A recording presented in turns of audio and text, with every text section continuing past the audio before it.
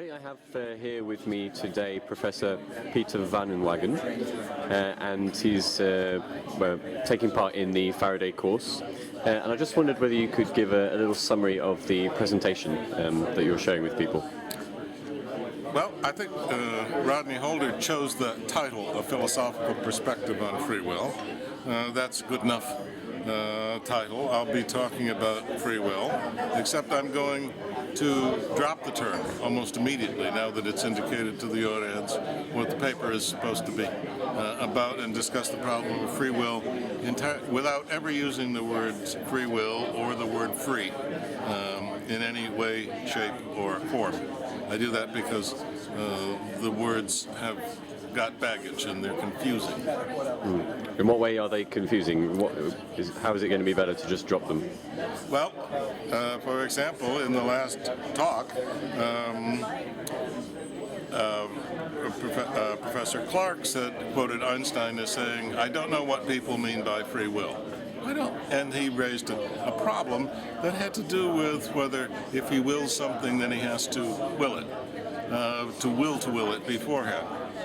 Well, if you didn't use the term free will, a question would never come up. And the whole question can be raised in ways that avoid starting misleading hairs. Like that one. The words free and the phrase free will start people running off in all different directions about how you should define free will and so on. But I think the problem that is called the problem of free will can be raised without using any words that start people debating about what they really mean. And that's what I mean to do.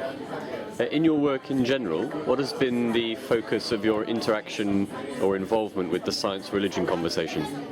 Only this. I'm a Christian. As a Christian, I often encounter in the press or television or somewhere some really bad argument, either against the existence of God or against some essential Christian doctrine. Often these arguments involve something from science.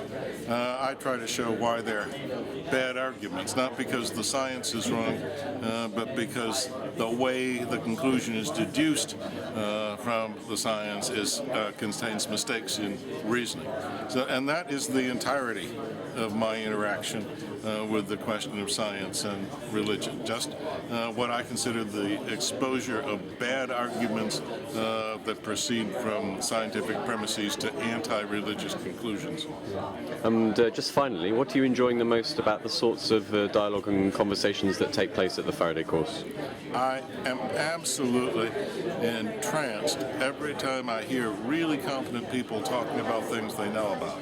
And the scientists here and the biblical scholars, they really know their subjects. They know what they're talking about. They're good presenters. I'm learning a lot. The questions from the audience, well, they're an interesting mixture of levels of comprehension of the lectures.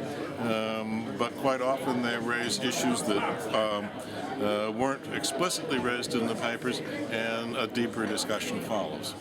Professor van Inwagen, thanks so much for your time.